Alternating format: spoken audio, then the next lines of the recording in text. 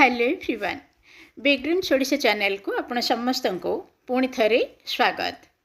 तो पिला माने आमर जो जो पिला +2 पर +3 पढ़ाई योजना रखी से माने आउ +3 पढ़ी पारे नहीं किंबा +3 बोली जो गोटे शब्द आमको शुणा जाउथिला किछि किछि जगार लेखा होबार मध्ये आमे देखिथिलु आउ आमको शुणा जीव नाही किंबा आउ अन्य कोनोसी जगार आमर +3 बोली लेखा हेबा आमे देखि परिबा नाही।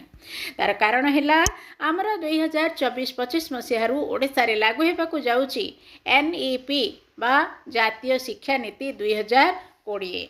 तेबे संपूर्ण रूप से आम देखा कौन रहिबो आमर ए जो NEP बा जातीय शिक्षा नीति 2020 हेडलाइन आपन देखि पारथिबे स्कूल रु ही लागू हेबो जातीय शिक्षा नीति जहा फल पिला आग को जाइकी +2 परे आ +3 पढ़ी न पारिकी से पढ़िबो कौन वर्तमान आम देखा। तो 3 वर्ष बयस रु ही गोटे पिला पाठ पढ़िबो ये तो आम जानिचु किंतु आम पई आमर कॉलेज पिलांको पई कौन सूचना रहिबो वर्तमान आम एठी देखिबा।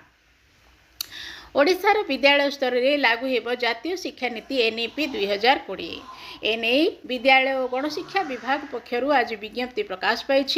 शिक्षा व्यवस्था को सुदृढ़ करने सह आंचलिक विषय वस्तु को विचार को नहीं पाठ्यक्रम प्रस्तुति कराजिबो बोली विज्ञप्ति रे दर्शा जाइछि।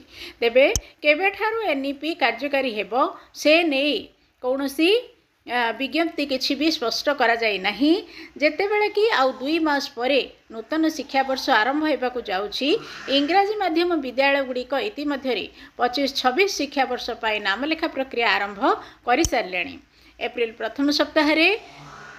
प्रथम सप्ताह सरकारी और सरकारी अनुदान प्राप्त विद्यालय रे नामलेखा हेबो हातरे आउ कम समय थिबा बेले ए पर्यंत सिलेबस प्रस्तुत होई नथिबारु आसंता शिक्षा वर्ष रे NEP लागू हेबा नै आशंका प्रकाश पाइछि। ए नै NEP लागू द्वारा स्कूल शिक्षार वर्तमान 10+2 ढांचा को परिवर्तन कराजिबो बदल रे 5+3+3+4 शैक्षिक और पाठ्यक्रम ढांचा लागू हेबो।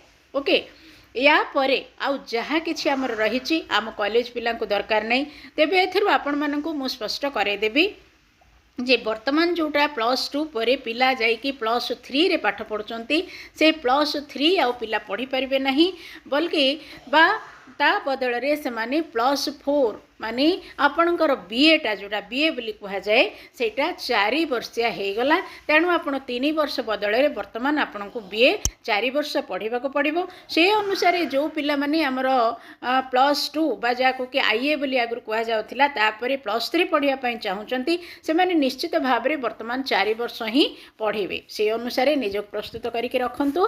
तो वर्तमान रो वीडियो को शेयर भी कर दियंतु जेमति सब पिला वर्तमान ठु निजक प्रस्तुत करके रखिबे एवं आग को अधिक वीडियो पाइबा बिग ग्रीन्स ओडिशा चैनल को सब्सक्राइब करके रखंतु। धन्यवाद।